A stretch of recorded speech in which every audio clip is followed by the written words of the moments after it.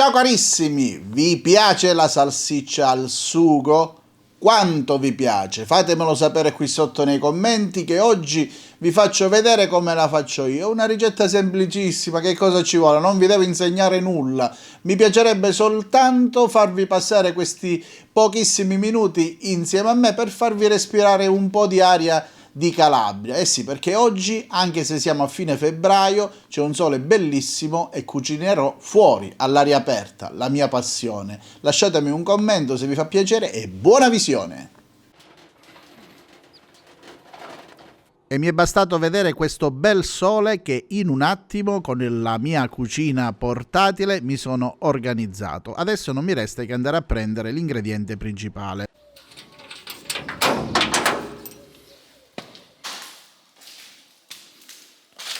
Eccola qui, direi che tu sei perfetta. Vedete questa muffa bianca?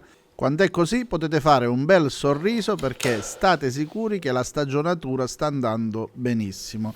Questa stagionatura ha pochi giorni, vedete? È morbida ancora, proprio perché per farla nel sugo a me piace così. Una volta presa la salsiccia direttamente da dove era stata appesa, la puliamo con una carta imbevuta di olio extravergine di oliva. Per pulirla potete utilizzare appunto o l'olio oppure fate un mix 1 a 1 di aceto bianco e acqua e così la ripulite. Se invece la muffa dovesse essere scura, qualcosa non è andato per il verso giusto. Guardate che bel colore. Vado a prendere un altro ingrediente, ma no, mica al negozio. Questo è il bello di stare in campagna, vedete, c'è sempre tutto a portata di mano. A portata di mano se hai piantato, ovviamente, altrimenti ti resta soltanto il bel sole da guardare.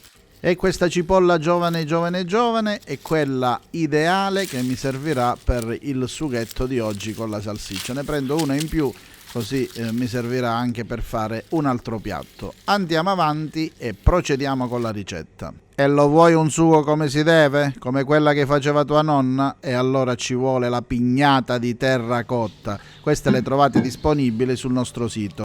Questa è la 22 cm, ma ci sono in altre 3 misure. Poi di altro mi serve un bel bicchiere di vino, della passata di pomodoro bella densa, le cipollette ci sono, il coltello è a portata di mano, possiamo procedere. Intanto ho ripulito 2 di queste mini cipolle e le vado a tagliare a rondelline. Queste, è inutile a dirlo, sono tenerissime, sono dolcissime. Per i cipollotti invece ci vuole, diciamo che ci vuole aprile, ecco, quello è il periodo migliore. Intanto me li metto da parte, vado a togliere lo spago dalle 2 estremità della salsiccia curva. Questa qui è dolce, la vedete rossa, ormai lo avrete imparato.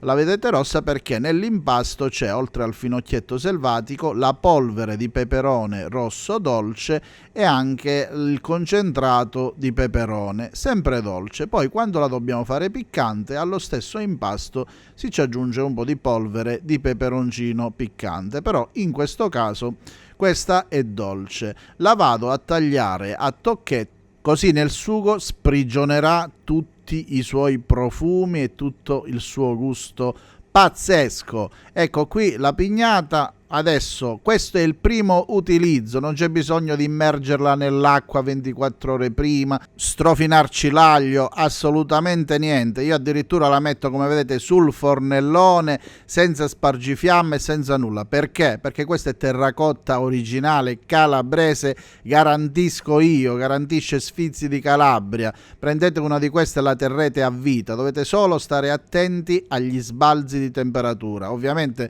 le temperature nella terracotta saliranno tantissimo, se poi ci andate a mettere un bicchiere d'acqua fredda la spaccate. Solo a questo dovete stare attenti, il resto nessun'altra attenzione, la mettete dove volete. Avete visto, ho messo l'olio, adesso faccio soffriggere la cipolla. Quando è appassita possiamo già aggiungere tranquillamente i tocchetti di salsiccia. Se la fate con la salsiccia proprio fresca appena riempita, non è la stessa cosa, perché ancora la carne non ha preso neanche il sapore dell'impasto. Per questo io utilizzo, ho la fortuna di averla ovviamente, utilizzo quella che già ha raggiunto, diciamo, una mezza stagionatura.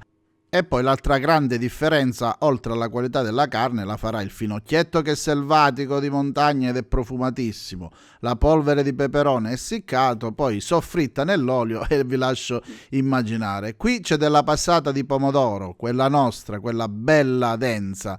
Adesso facciamo rosolare per bene la salsiccia, la giriamo un po' da tutti i lati. Quando inizia un po' a sbiancare, innanzitutto qui c'è l'assaggiatore mio ufficiale che non ha resistito, gli ho dovuto tagliare una fetta, mi dà il via e possiamo procedere prima di tutto a mettere un bel bicchiere di vino rosso di Verbicaro, così la sfumiamo, facciamo evaporare la parte alcolica, continuiamo ancora a lasciarla andare per un 5-10 minuti, dopodiché, dopo che è andata via tutto l'alcol del vino, passiamo ad aggiungere il pomodoro. Con questo bel sughetto ovviamente poi ci andremo anche a fare due bei fusilli al ferretto fatti in casa, ma ci sta bene anche un bel pennone di quelli anni 80. Qualsiasi tipo di pasta, ragazzi, qui è buono. L'importante è che poi alla fine ci vuole pure la scarpetta. Adesso lasciamo cuocere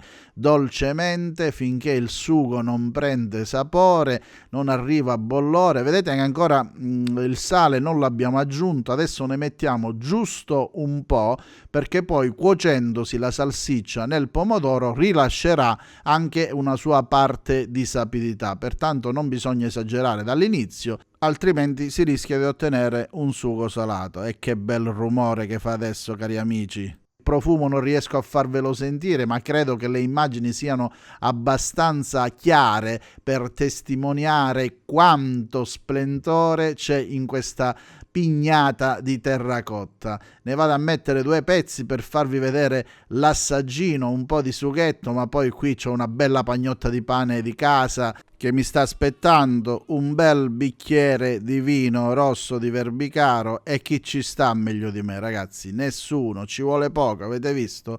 Adesso vado a fare l'assaggio. Ok, innanzitutto già si sente quando la vado ad infilzare, la morbidezza.